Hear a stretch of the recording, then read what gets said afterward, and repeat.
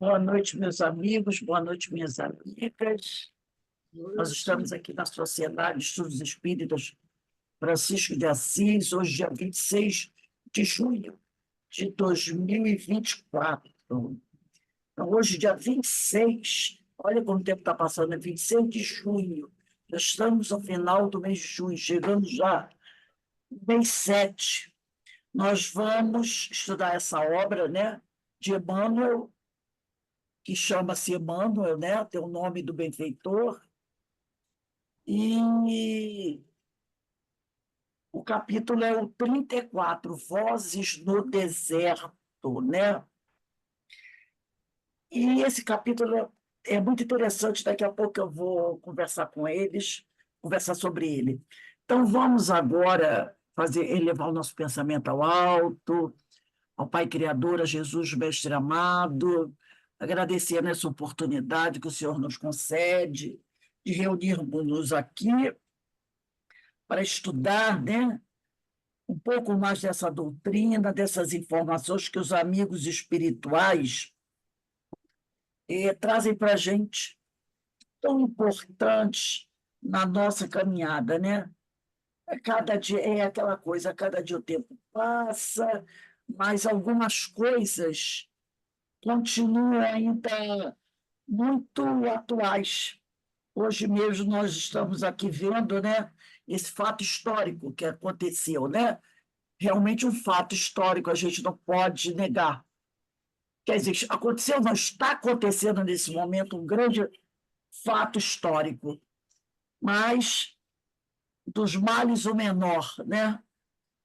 Graças a Deus, tudo se resolveu da melhor forma possível.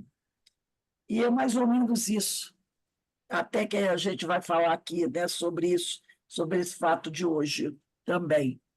Então, nós só temos a agradecer a Deus por essa oportunidade que Ele nos dá de estarmos compreendendo um pouco melhor tudo o que está acontecendo no nosso planeta, aqui na América, né? E poder ter uma interpretação à luz da doutrina, compreendendo que nada está fora do lugar, tudo está certo dentro do nosso nível evolutivo. Então, obrigado, Senhor, e ser conosco hoje, agora e sempre, graças a Deus. Né? É, o, te, o título é muito interessante. Olha o título desse capítulo de hoje, capítulo 34, Vozes no Deserto. Então, a gente já começa Vozes no Deserto, né? Tipo, aquele que prega no deserto, né? Que deserto será esse, né? Eu só estou olhando aqui rapidinho, só para. Diz, era uma coisa. Então, diz assim, Emmanuel, a psicologia dos tempos modernos no planeta terrestre apresenta as questões mais interessantes à observação das inteligências atiladas, quer dizer, discretas, cautelosas, estudiosas dos problemas sérios da vida. Né? Então, a psicologia dos tempos modernos, lembrando que esse livro foi publicado em 1938, tá?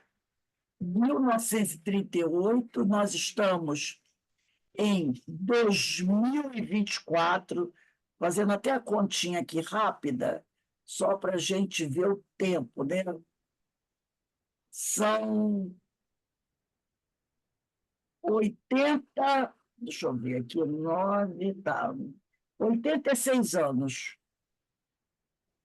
86 anos que esse livro foi publicado, 86 anos, que o livro é de 1938, então, digamos, 1938, 2024, são 86 anos que tem esse livro que foi publicado aqui.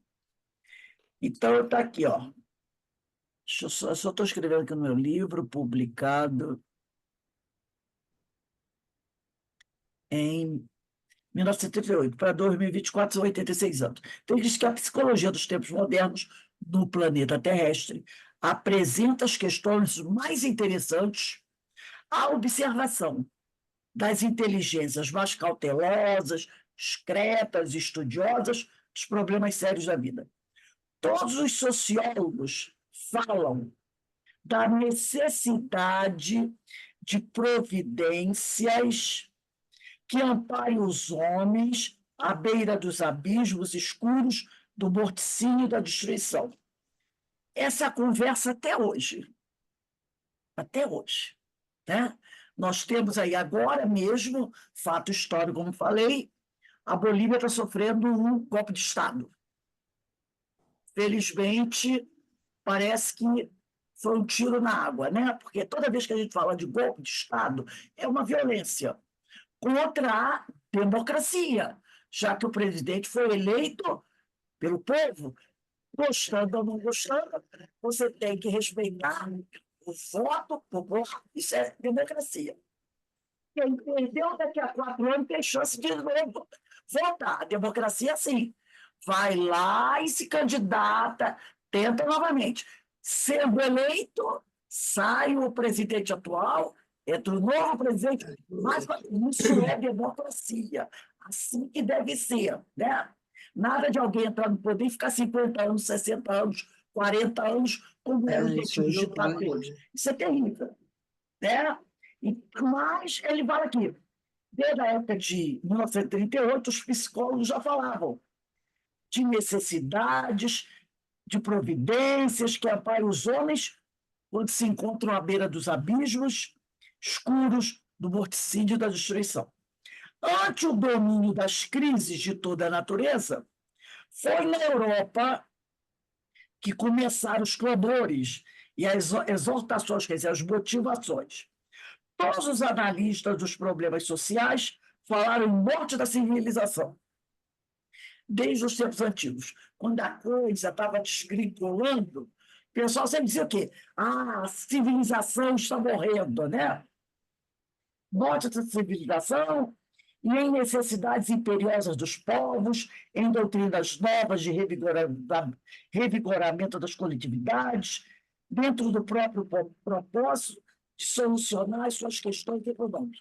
Então, toda vez que a sociedade ia mal e alguma coisa muito grave acontecia, né?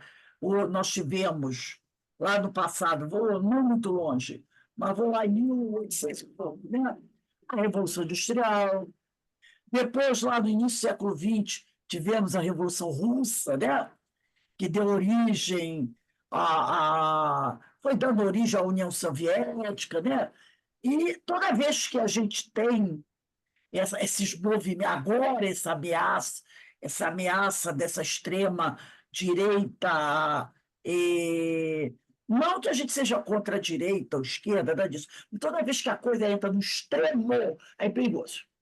Seja extrema esquerda, seja extrema direita, seja extremo centro, a palavra extremo entrou no meio e já não serve. Porque entra nos radicalismos, seja o extremismo religioso, perigosíssimo, né? Porque o extremismo religioso é muito perigoso. Principalmente quando ele pensa assim, só a minha religião é boa. É o extremismo religioso. Só a minha religião é boa. Quem é de outra religião tem que ser eliminado. Então, toda vez que alguém fala em extremismo, extrema esquerda, extrema direita, a gente tem que ficar com a antena ligada.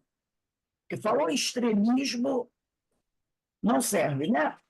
Então, ele fala que toda vez que entrava um extremismo desse aí, as pessoas falavam que morte da civilização, em necessidades imperiosas dos povos, em doutrinas novas para trazer um revigoramento das coletividades, né?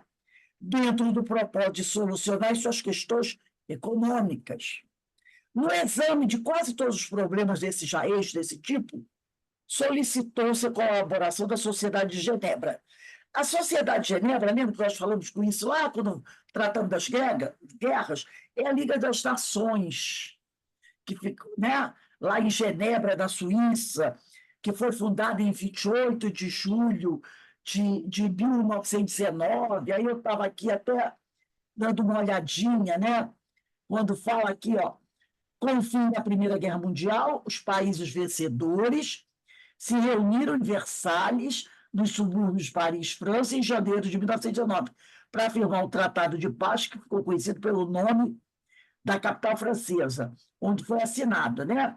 E em 15 de novembro de 1920, teve lugar em Genebra, da Suíça, a primeira Assembleia Geral da Liga das Nações. Os objetivos da organização eram impedir as guerras, esse era o objetivo, impedir as guerras e assegurar a paz a partir de ações diplomáticas, de diálogos e negociações para a solução dos litígios internacionais. Então, esse era o grande, né? A grande ideia, né? Tem duas datas, parece que ela foi pensada em 28 de julho de 1919, mas foi lá em 15 de novembro de 1920 que teve a primeira Assembleia da Liga das Nações. E a ideia era acabar a guerra, né? Que todos se harmonizassem, e a gente viu que a coisa não seguiu. Fez aqui, no exame de quase todos os problemas desses jaez, solicitou-se a colaboração da Sociedade de Genebra, da Liga das Nações, com o objetivo da cooperação necessária de todos os países. Surgiram, então, regimes de experiência em que, na atualidade, a atualidade que ele diz aqui é 1938, assistimos às atividades dos manipuladores das massas. Em 1938, eles assistiram isso, né? A atividade dos manipuladores das massas. Em 1224, nós ainda temos os manipuladores das massas. Né? E nesses mesmos clamores transportam-se à Ásia, enquanto a China, naquela época, preferia descansar no seio das suas tradições, o Japão, naquela época, né, preferia descansar no seio das suas tradições. O Japão estabelecia um pacto de cooperação com o Ocidente, organizava tratados e entendimentos, criando apressadamente a sua hegemonia pelas armas com a doutrina da unidade asiática. E, realmente, o Japão cresceu muito, como nós estudamos já isso, né, de uma forma bélica, travou uma guerra com a China, né, nós sabemos, né, onde a China foi altamente agredida, e depois, em 1942, praticamente, né, são as tropas do eixo, invade não, mas agride os Estados Unidos, né, Pearl Harbor, entrando na guerra, que era uma grande potência armamentista. Acabou no que acabou, com duas bombas nucleares caindo no seu território, Hiroshima e Nagasaki. Né? Todas as nações organizadas da Europa e do Oriente se queixam da superpopulação e da necessidade de colônias. Os clamores, então, se transportam igualmente para a América, que se já sofria os funestos efeitos da inquietude do mundo, sentia-se na obrigação de salvaguardar os seus imensos patrimônios territoriais e as suas não menores possibilidades econômicas contra possíveis avanços do imperialismo político e a pilhagem das grandes potências. As místicas nacionalistas são, então, exaltadas. Alguns artistas do pensamento se vendem à exibição e à falsa glória do Estado, e como Danúzio, abençoam os ventres maternos que tiveram a aventura de gerar um soldado para os massacres da pátria. E exalta o adolescente que encontrou numa ponta de baioneta o seu primeiro e último amor. Né? Então começa aquele movimento de exaltação para a guerra. Aí você tem, né, a Primeira Guerra Mundial, aí todo mundo dizia que não ia haver uma outra, que aquela tinha sido a guerra para acabar todas as guerras, né? Mas poucos anos depois, porque a Segunda Guerra, você diz mais ou menos que ela começou em 36 a 39. Oficialmente, diria-se que ela iniciou em 1939, com a invasão que a Rússia realizou, desculpe, que a Alemanha invadindo a Polônia, né? Invadindo a Polônia. Então, você considera, isso aí foi em 1939, né? Você considera aí o início da Segunda Guerra Mundial, né? Você considera esse tipo. Mas isso depois que ninguém acreditava que houvesse uma Segunda Guerra Mundial, tá? Agora, é o seguinte, ninguém acreditava. Deixa eu só colocar aqui uma coisinha. É, um momentinho.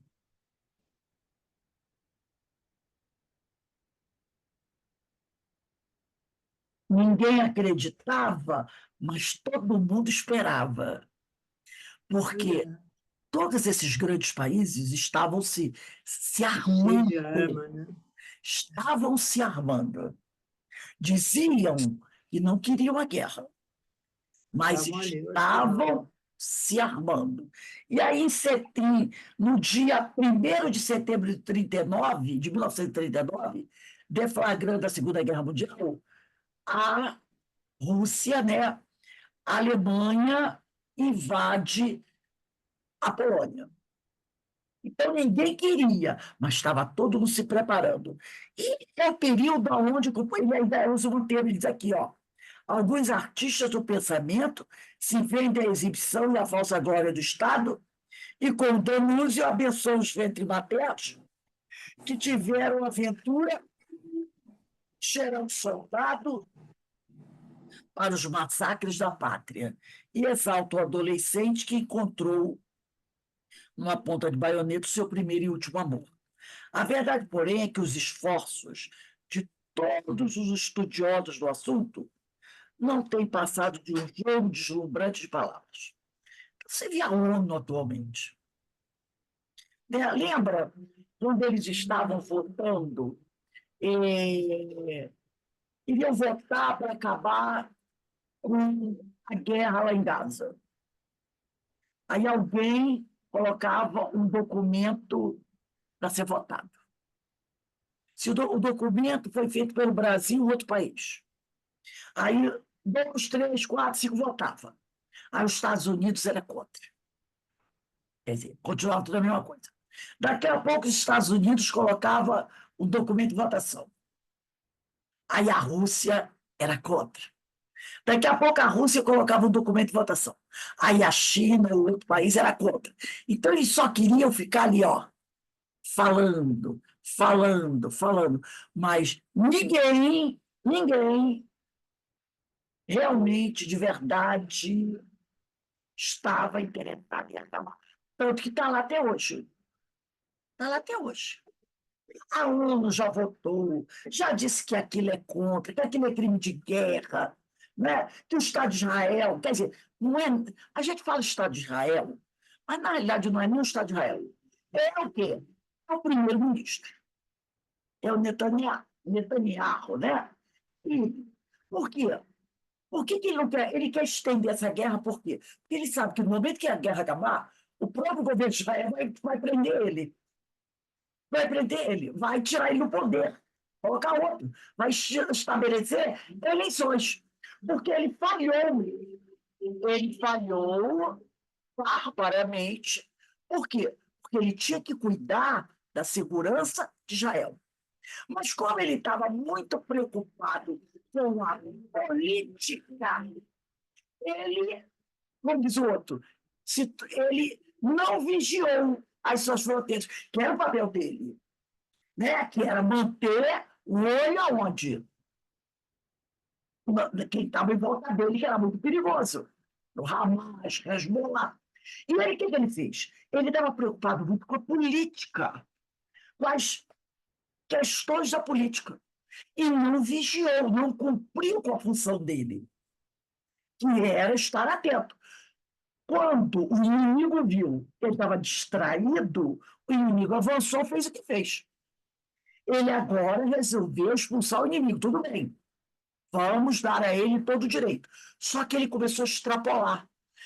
E aí, o próprio povo de Israel sabe que ele está extrapolando, por quê? Porque ele quer esticar a guerra. Esticar a guerra. Porque enquanto ele estiver no comando das tropas, ele está bem. No momento que ele sair do comando das tropas, o próprio governo de Israel vai puni-lo. E vai ter eleições para o novo primeiro-ministro. E ele não quer perder, ele não quer pagar pelo descuido dele. Então, ele está usando a guerra para poder se manter no poder. Com isso, ele está massacrando muita gente que não tem nada a ver. E agora ele está inventando uma outra guerra no Líbano para eternizar a situação dele. Mas ele vai cair, vai ter um momento que ele vai cair. Porque todo o primeiro o Estado-Maior dele já saiu, porque já percebeu, né? E ele quer perpetuar a guerra, quer perpetuar a guerra. E ele não obedece, já pediram, já falaram para ele parar, e ele não para. Então, esse é um jogo de palavras, Emmanuel dizia aqui, né? Liga das Nações, JECA, a ONU hoje fica só no jogo de palavras e ninguém toma atitude realmente para acabar com aquela mortandade, né? Há muitos anos, diz Emmanuel, se fala que o mundo necessita de paz. Entretanto, talvez que a corrida armamentista de agora é de 1938, exceda a de 1914. Emmanuel está dizendo aqui, depois da Primeira Guerra Mundial, né, criou-se aí a Liga das Nações e começaram a falar em paz, o mundo precisa de paz, né? Vamos unir as nações. Só que nesse período que eles estão falando que o mundo precisa de paz, começou a acontecer uma corrida armamentista. Ninguém queria guerra, mas ao mesmo tempo todo mundo queria para poder colocar suas armas em jogo e ver no grande jogo de forças quem era mais poderoso, né? Quem era o mais poderoso. Então, o Emmanuel está dizendo aqui que a corrida armamentista de 1938 estava excedendo a que aconteceu no início da Primeira Guerra Mundial. Porque em 1914 estourou a Primeira Guerra. Então, do início do século, de 1900 a 1914, houve uma corrida armamentista. Todas as potências se prepararam. Estourou a Primeira Guerra Mundial. Terminou a Primeira Guerra, todo mundo falando em paz, da boca para fora, como ele falou, jogo de palavras, mas por baixo dos panos, todo mundo numa corrida armamentista. E ele falando, preocupado, em 38, 39, começa a Segunda Guerra Mundial. Terminou a Segunda Guerra Mundial em 45. O que aconteceu depois de 45? Começou o quê? Outra corrida armamentista. Aí veio a Guerra Fria, né? Aí veio a Guerra da Coreia, aí veio a Guerra do Vietnã, aí depois veio a Guerra do Golfo, veio outra guerra lá, e por aí foi, e por aí foi, por aí foi. Agora nós temos duas guerras. Então, contradição o quê? Corrida armamentista. Temos a guerra aí na Ucrânia, onde os países da União Europeia mandam armas para a Ucrânia enfrentar a Rússia, né? Os Estados Unidos mandam armas para Israel e continua a mesma coisa. Então, ele diz aqui, né? Todos os países organizam as suas armadas, as suas frotas aéreas, isso lá em 38, e os seus exércitos mecanizados, com todos os requisitos estratégicos, isto é, integrados no conhecimento de toda a tecnologia moderna e com a guerra química. Em 1940, eu já estou falando da guerra química, que depois foi usada à vontade. Na qualidade de complemento indispensável das atividades bélicas de cada nação. Então, hoje, a guerra química está aí. O próprio premier russo já falou. E ele está pensando em usar armas químicas também. Então, a gente vê que o discurso, a conversa é a mesma. A conversa é a mesma. Aí diz aqui, mano, há muitos anos se fala da necessidade de um entendimento econômico entre todos os países. Mesma coisa. Precisamos fazer um entendimento econômico, né, para auxiliar os países que estão na miséria. Alguém está vendo isso hoje? Ninguém. Então, há muitos anos se fala da necessidade de um entendimento econômico em todos os países.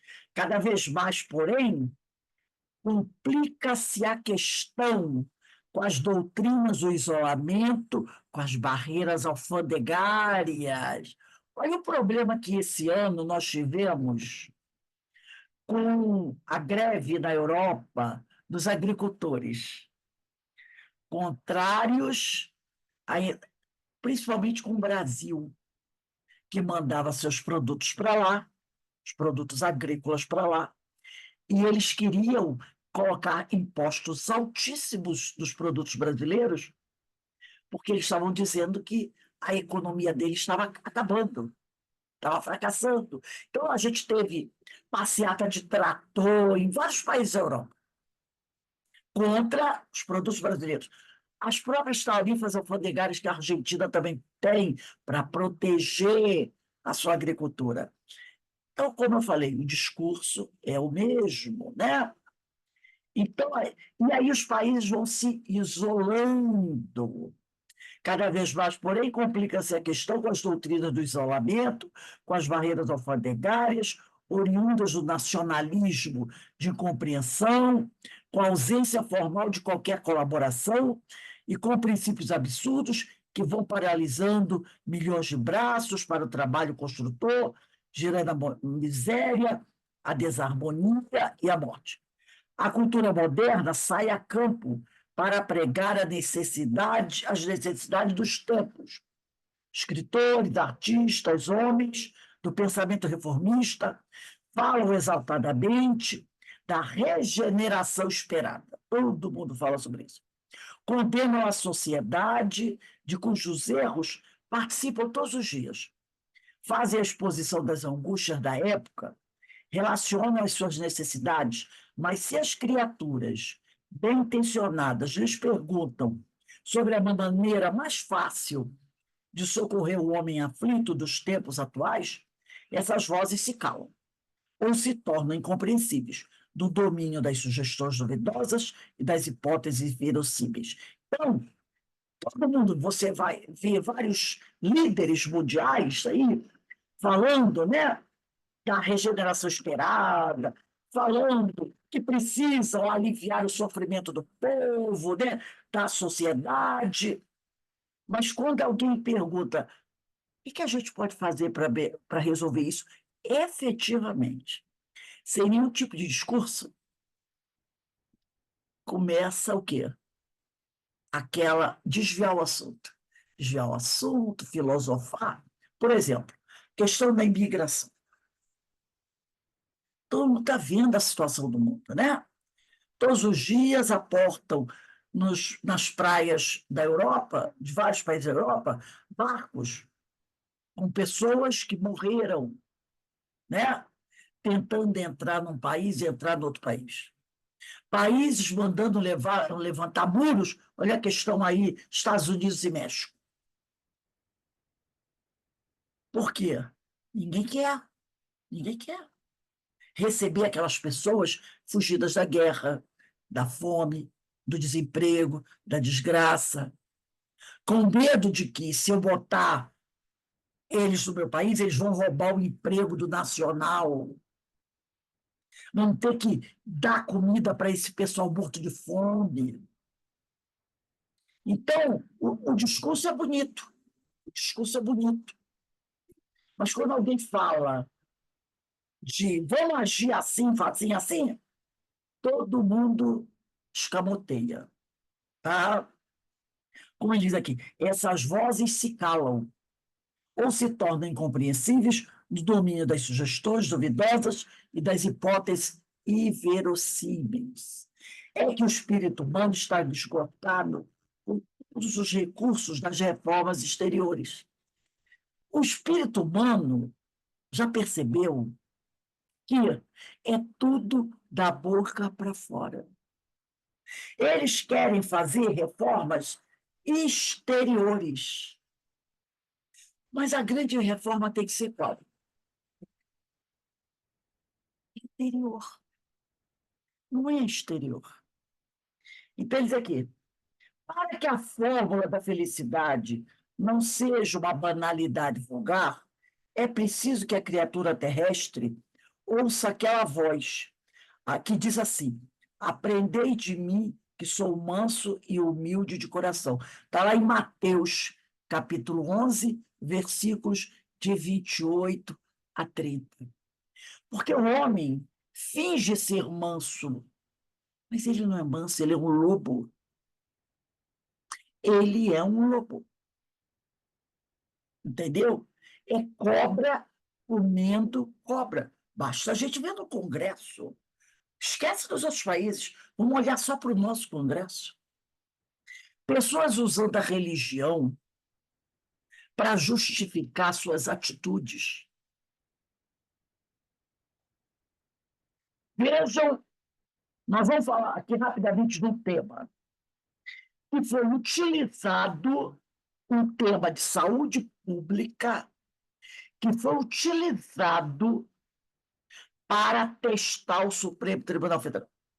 Um senhor lá, deputado, resolveu fazer uma PEC, uma lei, aonde, olha só, nós sabemos que a nossa Constituição diz o seguinte a respeito do aborto: que o aborto pode ser praticado toda vez que a mãe, né, estiver em risco de vida.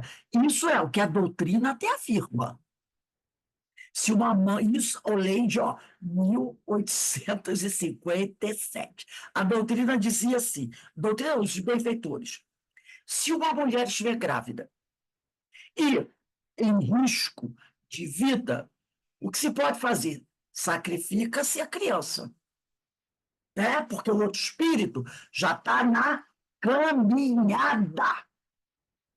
Então, se tiver que escolher, depois de tudo avalizado, o que você faz? Você faz o aborto. Salva a mãe, porque é um espírito que já está aqui na caminhada. O outro ainda vai começar. Então, você dá preferência à mãe, até porque essa mãe pode ter outros filhos, né, gente? Lá no passado, tinham famílias que, vamos dizer que um homem tivesse 3 meninas. Iriam o varão, né? Isso não precisa ser muito longe, não, gente. Início do século XX, final do século XIX e do século XX. Ele já tivesse 3 ou 4 filhas e nenhum herdeiro masculino. E a mulher engravidava de um menino, mas ela tinha uma gravidez difícil na hora do parto. A parteira dizia para o marido, ou para o pai da, sei lá, alguém lá: olha, como aqueles casamentos não eram de amor mesmo, né? Ela é um garoto, mas ela está morrendo. Se a criança nascer, ela vai morrer. A gente precisa matar a criança para salvar a vida dela. O que que o marido muitas vezes dizia? Eu quero o meu herdeiro. E a mulher era morta para salvar a criança, porque ele queria um herdeiro homem. E a doutrina nunca contemplou isso. Está lá no Livro dos Espíritos. Se for necessário escolher, salve-se a mãe, porque já é um espírito que está aqui, na caminhada. Esse cidadão, colocou lá. E nós vemos, hoje em dia, com idade de 12, 10, 11 anos, várias meninas sendo estupradas dentro de casa. Não estou falando que foi o vizinho, não. Dentro de casa. Pelo pai, pelo padrasto, pelo padrinho, pelo avô, pelo irmão. Não é isso que a gente vê, ó. Meninas de 10, 11, 12 anos. Meninas, às vezes, não vão conseguir levar uma gravidez. Uma menina de 9, 10 anos, que não está nem com o seu corpo formado, como é que ela vai gerar 9 meses uma criança? Tá arriscado o quê? Morrer durante a gestação ou morrer no parto. Então, a lei diz o quê?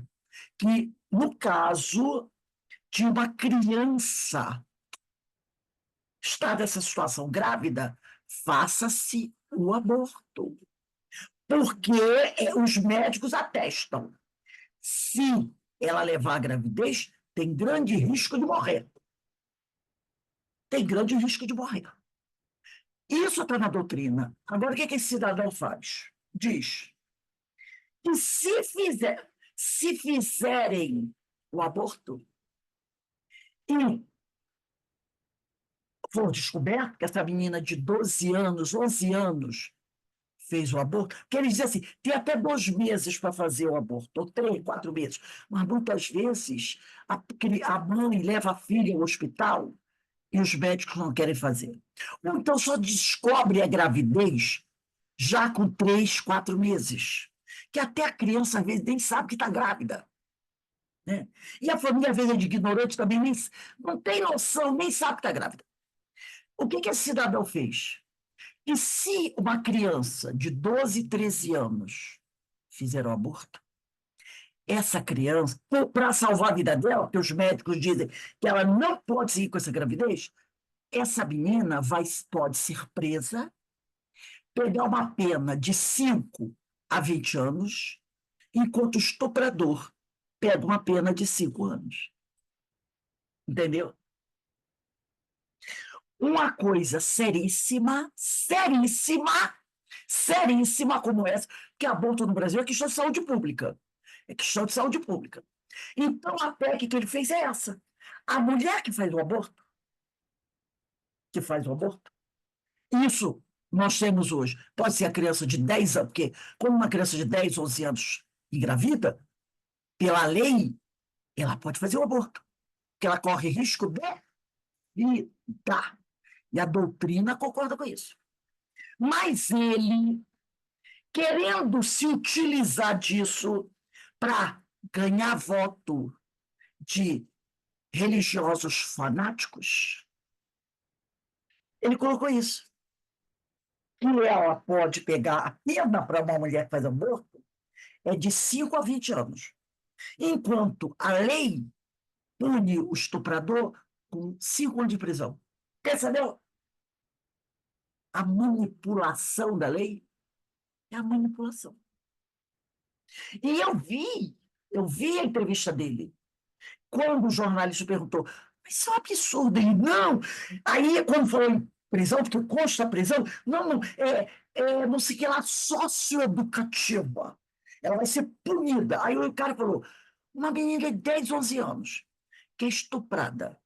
Ela já não foi punida o suficiente? Ela já não está sofrendo o suficiente? E vai puni-la mais um pouco?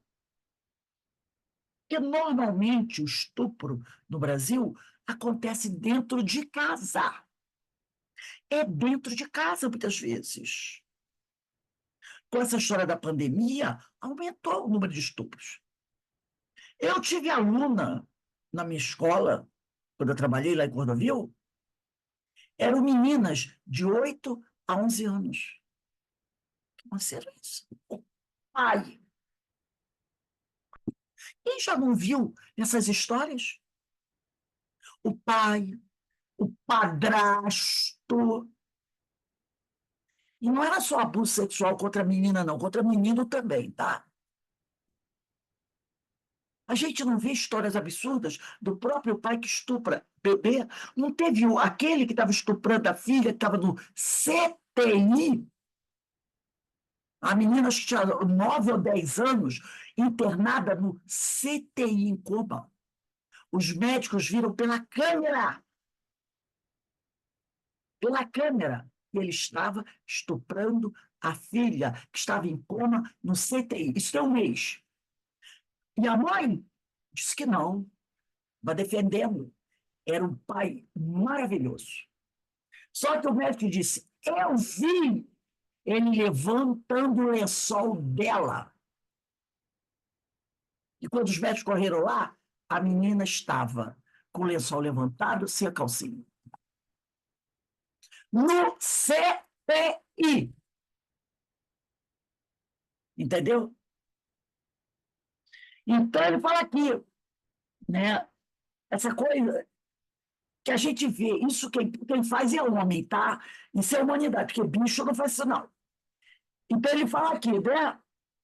É, o espírito humano está esgotado com todos os recursos das reformas exteriores. Aprendei, Jesus dizia, aprendei de mim que sou manso e humilde de coração. Os reformadores e os políticos falarão inutilmente da transformação necessária, porque todas as modificações para o bem têm de começar do íntimo de cada um. Então, eles só falam assim, ó, prende a mulher que cometeu aborto. Gente, se você for analisar no Brasil, o número de. Ninguém está a favor do aborto, é claro que não. Mas a gente tem que. Não pode ser cego. A gente tem que entender que no Brasil, 80% das mulheres que fazem aborto fazem no desespero, porque já tem muitos filhos, não vão poder ter mais um, por causa do estupro que acontece mesmo aí. Quem disser que não acontece é demagogo. Poucas são aquelas que fazem porque, eu não quero filho, vou fazer amor. A maioria é porque está no desespero. Eu já tenho 3, 4 filhos, estou sozinho, o marido foi embora. Ou, como é que eu vai fazer? Como é que eu vou criar mais uma boca? Então, você não tem, e não é de agora, não, de há muito tempo, um sistema social para amparar essa mulher que engravida, que vai para o hospital, para fazer o atendimento. Não tem. Você não tem. Tá? Você atende a ver um grupo pequeno em comparação com o número grande da população brasileira. Você não tem. Você não tem. Falta educação. As pessoas, por questões de religião, não querem que seja aplicada a educação sexual das escolas, que é uma coisa importante. Vem com aquelas histórias, né? E educação sexual tem que dar em casa. Como? Quem vai dar em casa se o pai e a mãe são ignorantes? Eu tive um professor na faculdade, ele era ginecologista, né? Ele dizia para mim, ele dizia assim para a gente, a coisa que eu tenho mais raiva é de dar plantão em pronto-socorro. Porque ele disse que na área ginecológica, ele disse que ele via cada absurdo, mulher que não sabia usar um supositório. Um supositório. Ele muitas vezes ele chegou, eu atendia mulheres que botavam supositório com a capinha dentro do corpo. Não tiravam a capinha. E aquilo, né, inflamava. E quando elas vinham, ele olhar, ele dizia, mas minha senhora, a senhora tem que rasgar aqui e tirar o tubinho, né, que é o crânio, sua história. Elas colocavam com a capinha. Porque, gente, vocês, tem mulheres no Brasil que ainda usa, por incrível que pareça, folha seca de árvore, usando como absorvente. Lembra a toalhinha? Até hoje é usada. Até hoje é usada. Folha de árvore amassada, enrolada no pano, entendeu? Coisas que você diz assim, eu não acredito, não acredito. Ele disse, Rose, era cada coisa de horror de ver, horror de ver. Questões de higiene.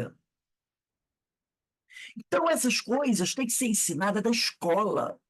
Professores de biologia, Porque tem crianças, adolescentes, a gente acha que é absurdo, porque a gente mora na grande capital. Mas lá no interior, do interior, do interior, tem meninas de 12, 13 anos que não sabem como se engravida. Não sabem. Sabem. Então, tem a menina de 10 anos que é estuprada dentro de casa. Teve um caso aí que a menina era estuprada pelo pai, pelo avô, por todos os homens da casa. Por todos os homens da casa. E a mãe não falava nada, porque com ela, a mãe foi a mesma coisa. Com a mãe, quando ela era criança, foi a mesma coisa. Quando ela teve uma filha, e com a avó foi a mesma coisa. Com a avó foi assim, como ela foi assim. Então, com a filha, é normal. E para ela, a mãe, ela declarou. Era uma tranquilidade, porque ela, a mãe, ficava livre do marido. Entendeu? Ela não gostava do marido, o marido era grosseiro, estúpido. Então, quando ele ficava com a filha, era um descanso para ela. Entendeu a cabeça dessas criaturas? Então, a pessoa fica falando de reformas exteriores. Não. E a gente vai ver nas próximas aulas desse livro que o grande problema do homem é um problema de educação. Educação básica. Essa educação que você que mora na capital, Rio de Janeiro, Porto Alegre, São Paulo, Belo Horizonte, Recife, acha que não existe. Mas vai lá para o interior do Amazonas, para o interior da Bahia, que você vai ver coisas que até Deus duvida. Que até Deus duvida. Eu vi uma entrevista de um rapaz, de um senhor, ele era caminhoneiro. Quando ele se aposentou, sabe o que ele fazia? Ele ia para os postos de gasolina, que tem na estrada, ao longo da estrada, tem postos de gasolina, que tem um restaurantezinho, pequeno hotel, né? Ele parava o caminhão dele no posto de gasolina, isso depois que ele se aposentou. Ele disse porque ele disse que viu muito disso. Descia do caminhão e ficava olhando. Daqui a pouco apareceu uma mulher no meio, entre os caminhões. Uma menina de 8 anos, com outra de 9 anos, com um menino de 7 anos, oferecendo a filha por R$ 5, os caminhoneiros. E aí ele ia falar com essa mãe, dizia assim, tentar dar uma orientação para elas. Diz que é assim, ó, nas estradas brasileiras. A mãe vem com a filha, às vezes de 8 anos, 7 anos, 6 anos, chama o caminhoneiro, que não tem moral nenhuma, né? Porque um homem, o que ele ia dizer? Assim, não, eu não aceito isso. Bota a menina na boleia do caminhão com ele, ela fica do lado de fora, esperando. Dali a 15, 20, 30 minutos, abre a porta, a garotinha desce. Entendeu? Aí ela pega outra, vai para a porta do outro caminhão. E ela passa a noite ali. Aquela garotinha que ficou com o cara ali, daqui a 15 minutos ela está na boleia de outro caminhão. E se ela tem 2, 3 meninas, ela passa a noite toda ali. Então, aquela menina de 6, 7 anos tem relação sexual 4, 5, 6, 7 vezes numa noite com caminhoneiros. E esse senhor ia para lá, ele era espírita. Ele disse que quantas vezes ofereceram para ele. E ele ia para lá para tentar abrir a cabeça dessa mulher. E quando chamava a polícia, e nem dava conta quantos postos de gasolina tem ao longo das estradas. No Brasil inteiro, que tem uma malha rodoviária imensa. Entendeu? Isso é problema de educação básica. Essa educação tem que ser começada, dada nas escolas, porque a família não sabe. Essa menina, quando crescer, casar e tiver filhos, ela pode reproduzir tudo isso aí, porque foi assim que ela foi criada. Foi assim. Tem um filme brasileiro até, um espetáculo. É os girassóis ou flores, não sei de quê. Nossa, eu nunca chorei tanto quando vi esse filme. Já viu, Carmen? É flores, não sei de quê. O ator é fantástico, aquele menino, ele é um ator fantástico, né? Ele é fantástico, o ator. O filme é essa realidade. Passa é o fato dos dias atuais. É uma história, assim, mais ou menos dos anos 2000, 2010. Vou ver se eu consigo. Flores do Sol, um negócio assim, né? Eu chorei, eu chorei. E chorei porque eu sei que hoje aquilo está acontecendo no Brasil. Não só no Brasil. Né? É tristíssimo. Anjos do Sol. Anjos do Anjos do Sol. Sol. Vale a Sim, pena ver. É anjos. muito triste. Vê se Anjos é o do nome Sol. do ator. Eu também adoro ele. Ele é É fantástico. Ele faz um papel horroroso, mas ele é fantástico. horroroso, horroroso. Horroroso. Anjos do Sol. Tá? Vejam. Para ver, eu não quero ver isso. Mas é para conhecer a nossa realidade. Anjos do Sol. É. Então, Calone, né? Calone, o negócio Calone, o nome Calone, é, o Calone mesmo. ele está Excelente, excelente, Os excelente. reformadores e os políticos falarão inutilmente da transformação necessária, porque todas as modificações para o bem têm de começar no íntimo de cada um. Então, você tem que começar a trabalhar essa educação na escola com a criança pequenininha, porque aí ela vai levar isso para dentro de casa. É por essa razão que todos os apelos morrem na atualidade na boca dos seus expositores, como as vozes clamantes no deserto. Por isso que é vozes no deserto. Ninguém os entende, porque quase todos se esqueceram da transformação de si mesmos.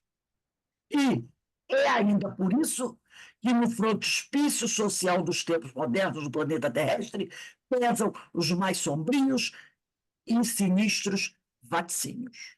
Então, quando aquele deputado utilizou essa situação do aborto, que é uma questão de saúde pública no Brasil, uma questão que envolve a morte de inúmeras mulheres e crianças, e ele fez isso, sabe por quê? Porque ele disse assim: eu quero testar o Supremo. Eu quero ver como é que o Supremo vai proceder nesse negócio. Ele criou essa lei para isso, para fazer um teste, sem nenhuma preocupação com a mulher. A preocupação dele não era ajudar a mulher, era fazer um teste, tipo assim, eu quero ver como é que o Supremo vai sair dessa. Ele jogou lá. A sorte é que a população brasileira se levantou e gritou: não, não, isso não pode passar. Como é que você vai punir uma mulher que já foi punida com uma coisa que depois que acontece com ela, ela nunca mais esquece? Que ela vai ficar traumatizada pro resto da vida, que é um estupro. E você vai puni-la, enquanto o estuprador dela pode pegar uma pena, se pegar, uma pena muito menor. Então, as pessoas usam dessa situação como usam da religião para fazer as coisas que quer, dos seus próprios interesses. Aí o pessoal fica maquiando, né? Ah, vamos fazer isso, vamos fazer aquilo, né? Como agora está sendo votado o negócio lá da discriminação das drogas. Não é das drogas, é para estabelecer uma quantia. Se o cara for preso, com quantas gramas ele é considerado traficante? Por quê? Porque se o garoto rico, milionário, é pego com 1 quilo de cocaína, o pai bota os melhores advogados, não é assim, ó, e ele é solto. Se é aquele lá do morro, negro, favelado, pobre, se é pego com um pouquinho assim, ó, ele é preso como traficante. Se a polícia fosse justa, foi rico ou foi pobre? branco ou negro. Foi pego com 10 gramas, cadeia deles, estava tudo bem. Mas a gente sabe que não é assim. A gente vê do trânsito o cara bêbado dirigindo um Porsche, não é assim? Mata uma pessoa lá na Avenida das Américas, um trabalhador. Aí a mãezinha chega lá, lembra daquele caso? A mãe chega lá, conversa com os policiais, diz que ele é um menino bom, de boa família, que ela vai levar ele para o médico. O que a polícia faz? Deixa. E ele, ó, faz. A gente não sabe que é assim? É, gente. É. Alguém vê bala perdida na Avenida Copacabana? No Leblon? A polícia chegando, entrando num apartamento de cobertura, porque o filho do milionário é traficante. Claro que não vê, a gente sabe disso. Então, aí todo mundo não, que tem que fazer a lei assim, a lei assado. O que você tem que fazer é buscar promover a verdadeira educação. É a educação, gente. Você vê o pessoal da Cracolândia em São Paulo. Você não pode pegar aquela pessoa e internar compulsoriamente. Não pode, porque a lei diz o quê? Ele tem direito à liberdade de opinião. Como é que uma pessoa que já está com a mente dela totalmente desestruturada, que talvez fazendo o tratamento ele nem volte a ficar normal, que o cérebro dele já virou a farinha. Como é que essa pessoa vai ter direito à dar opinião? Ela perdeu esse direito, porque ela não consegue mais raciocinar sobre o bem-estar dela. Então, aí ela ainda pode. Qual seria o justo? Pega essa criatura, era você ter primeiro instituições do país para atender essas pessoas, que são gente como a gente, né? Pegar essa pessoa, esse homem, essa mulher, essa criança, interná-la, queira ela ou não. Algum deles você acha que vão dizer: eu quero ir? De 100, pode ser um. Não, você olha pessoas ali numa situação lastimável. Aquela pessoa, ela não é igual, ela não tem condições de opinar sobre a vida dela mais. Nós vimos uma situação dessa, foi esse fim de semana, aqui no terminal rodoviário. Um senhor, sabe, totalmente aéreo. Eu não sei se ali é álcool ou é drogas. Senhor de idade. A gente olha, eu não sei se ele se está drogado ou não está, porque a pessoa está numa situação tal que, mesmo sem estar usando droga, ela já não consegue mais. Mesmo que um dia você pegue aquela pessoa sem estar usando droga ou álcool, aparece o jeito dela ser como se estivesse. Porque o cérebro dela está praticamente danificado. Aquela pessoa, mesmo depois de um longo tratamento, o cérebro não vai conseguir se recompor, porque as células neuronais dela foram destruídas.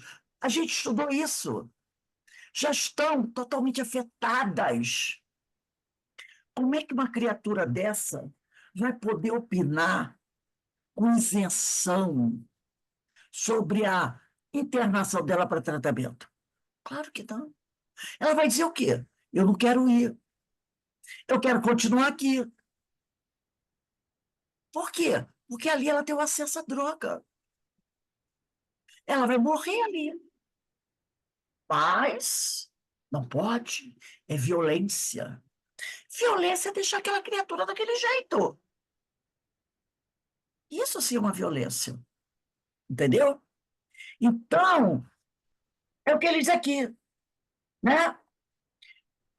É aqueles discursos bonitos, lá em 38 hoje é a mesma coisa, só falando da boca para fora, só falando em mudança, transformação, desde que a mudança não afete os interesses dela. Não afete os interesses dela, tá? E ninguém os entende, porque quase todos se esqueceram da transformação de si mesmos. Então, como bem falou aqui o André Luiz, da última reunião do painel, essas questões têm que ser discutidas dentro de casa.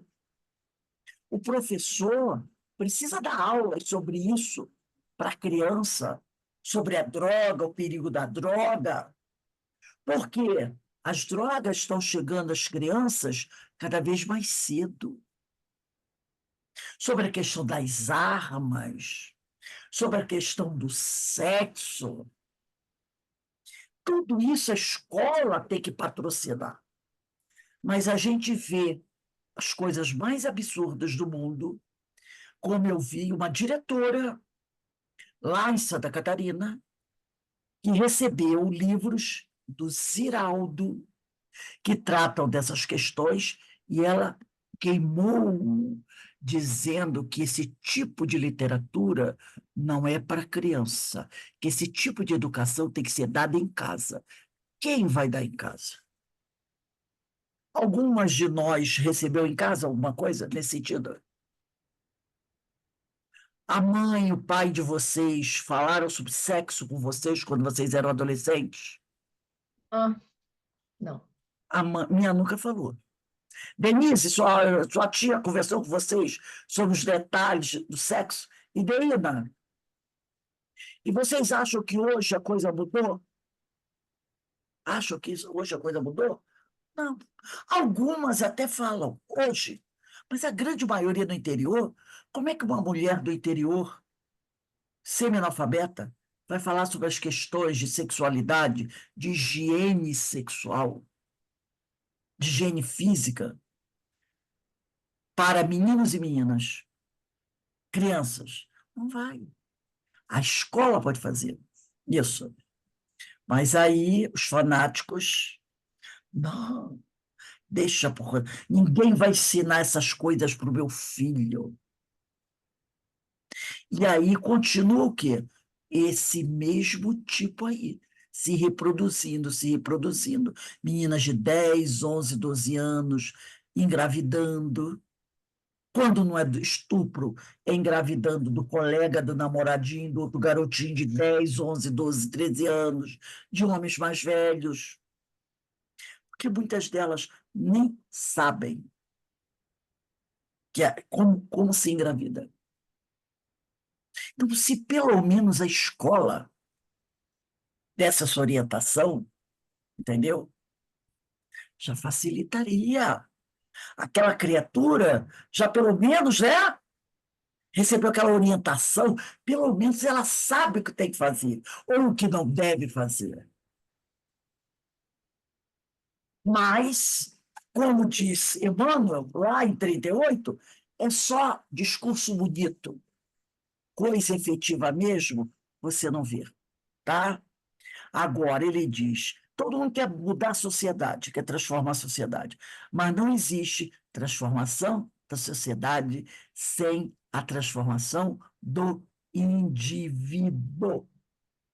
Por isso que ele diz que no frontispício social dos tempos modernos, lá de 38, no planeta terrestre, e é o que de hoje também, pesam os mais sombrios e sinistros vaticínios. Os vaticínios de 38, 40, 50 estão explodindo na nossa cara em 2024. Estão explodindo na nossa cara em 2024. Alguém gostaria de fazer algum comentário? Tem aí uns 5 minutinhos sobre esse assunto.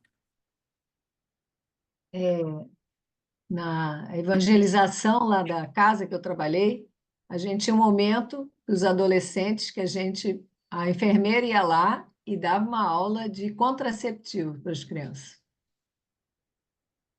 Não sei se na escola, na minha escola que eu trabalhei, fazia, mas eu achei muito importante isso. Então, tinha um momento lá que ela apresentava os contraceptivos, falava sobre o órgão reprodutor masculino, feminino.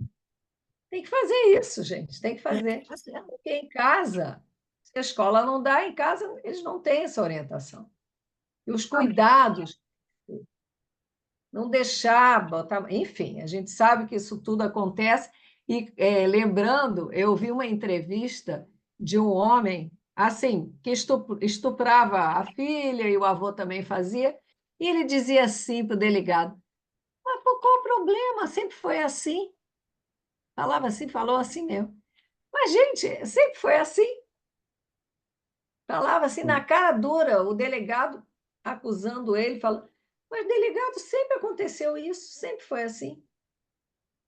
E Eu é nunca verdade. vi uma pessoa formada com faculdade, tá? Não é ignorantão, não, contando que lá onde ela morava,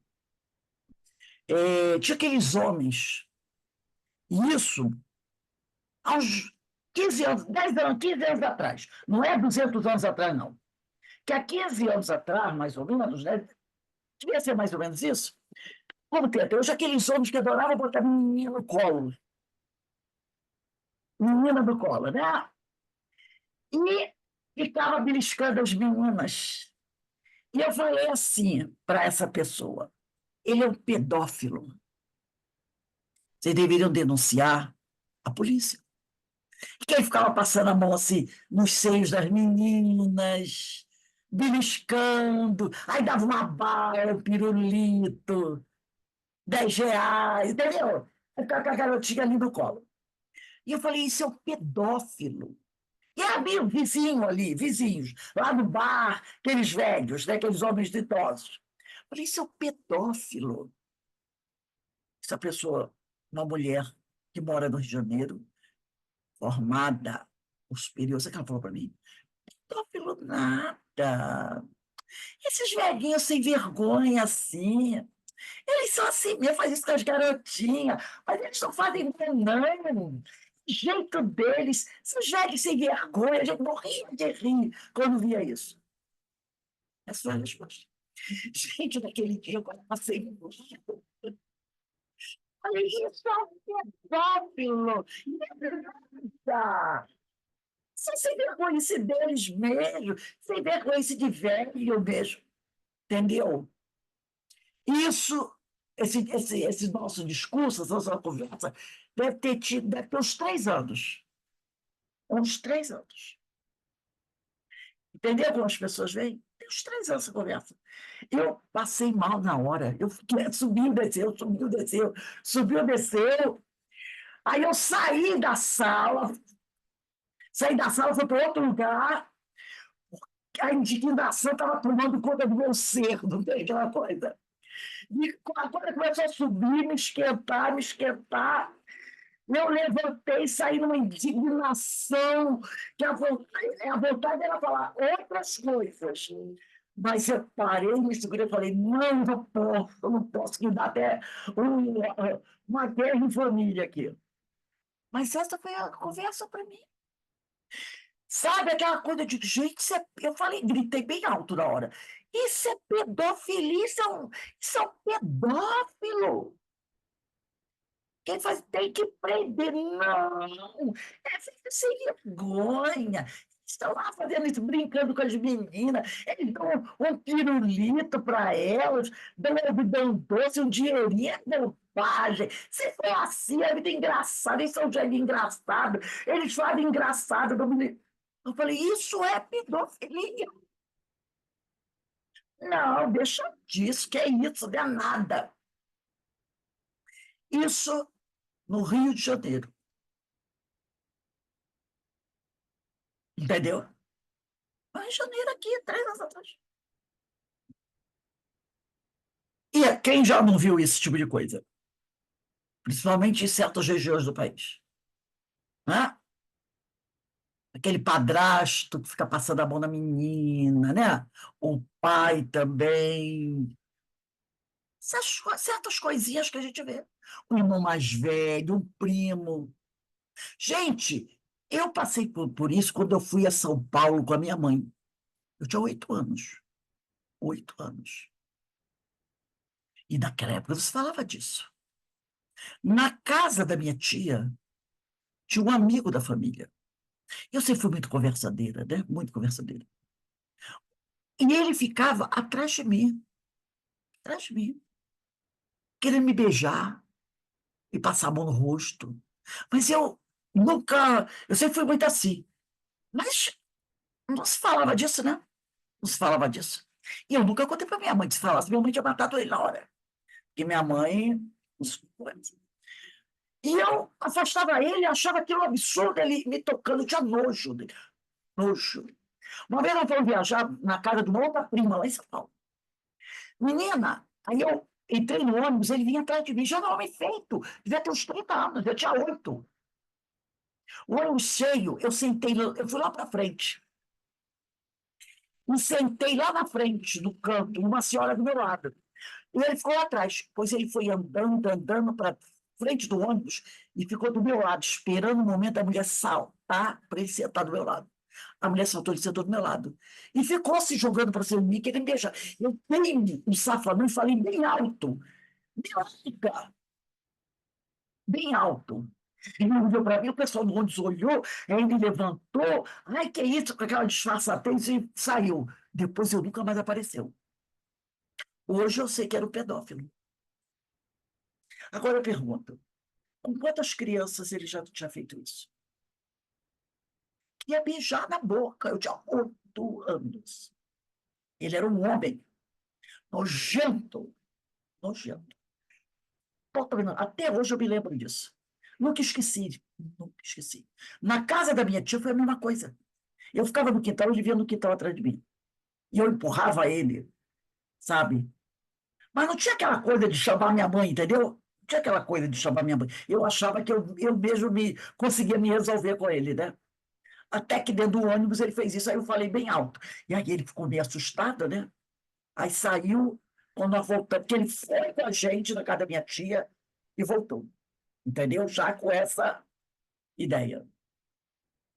Totalmente nojento. E aí, quando eu gritei dentro do ônibus, ele levantou correndo, foi lá para trás, ficou perto da minha mãe, da minha tia.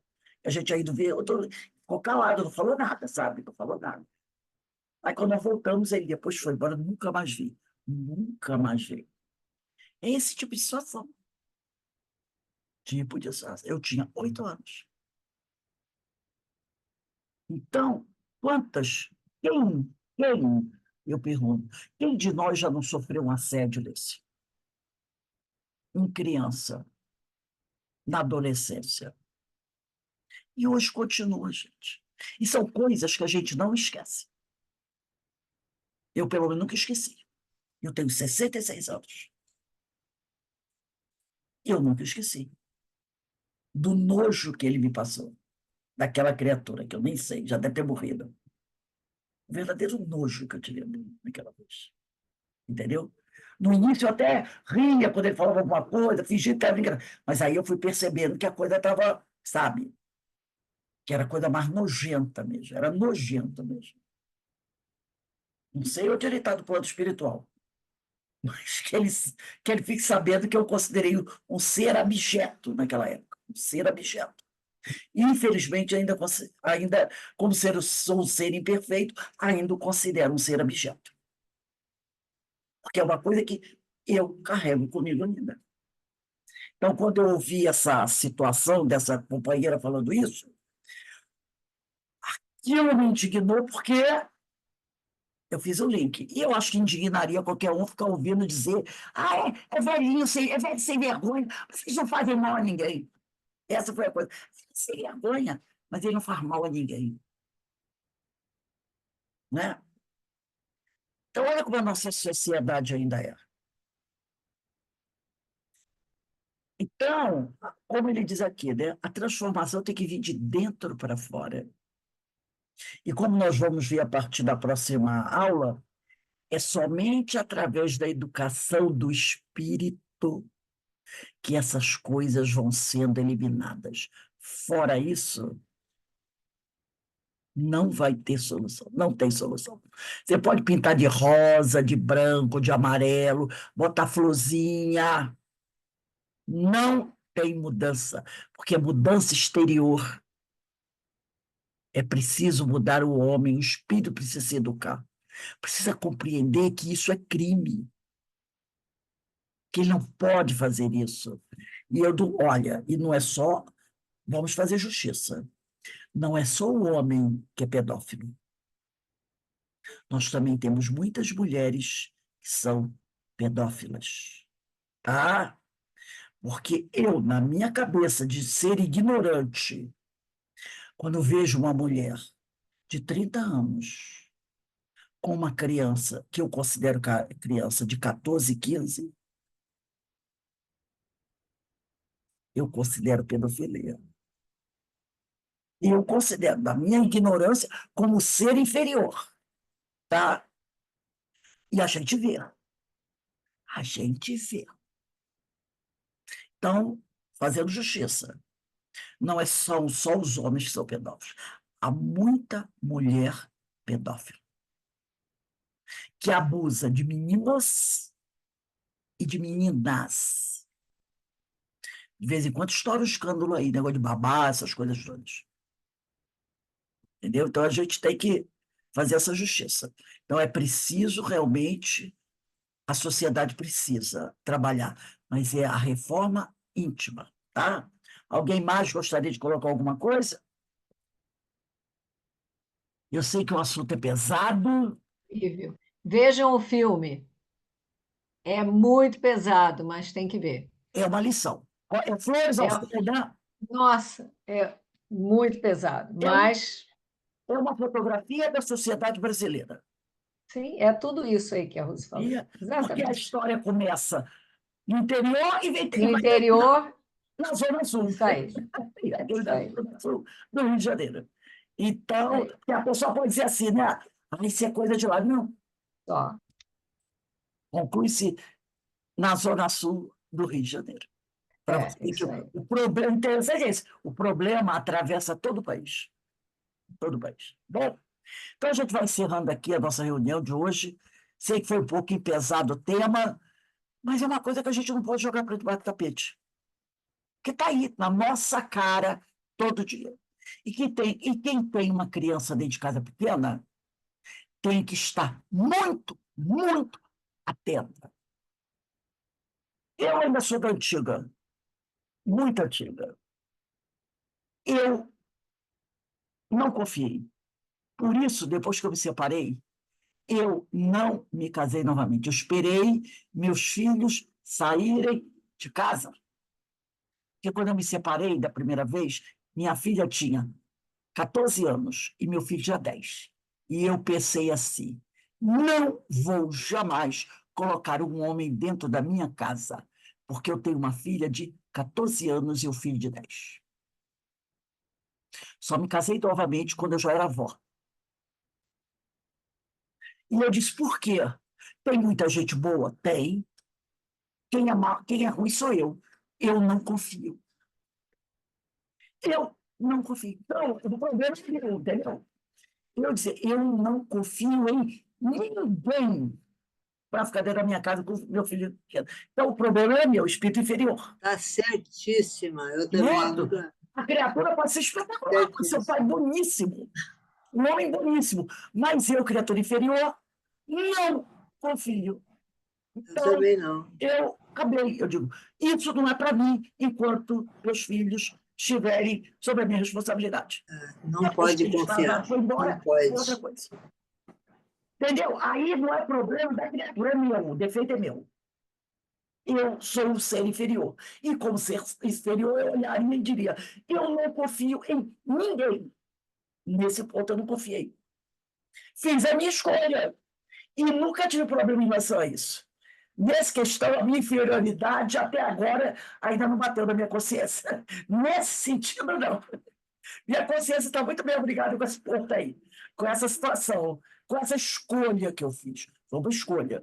Minha consciência está muito bem obrigada com essa escolha. Nunca me bateu. Pode ser que daqui a uns anos ela acuse. Oh, você não confiou. Eu digo, não, não confiei nem confiaria. Ainda pode mandar umas duas encarnações aí que eu não vou confiar. Problema meu de espírito inferior. Mas minha consciência até agora está muito bem obrigada em relação a esse ponto. Tá bom, gente? Então, nós vamos encerrando aqui. a nossa reunião, agradecer a Deus, agradecer a Jesus pela oportunidade que Ele nos concede de estarmos aqui reunidos, discutindo esses assuntos. São assuntos importantes, né?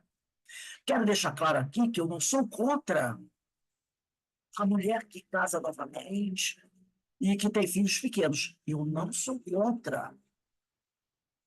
Tudo bem, eu estou falando de mim, tá? Várias mulheres casam novamente com filhos pequenos e são felizes, e os maridos são maravilhosos, né? Maravilhosos.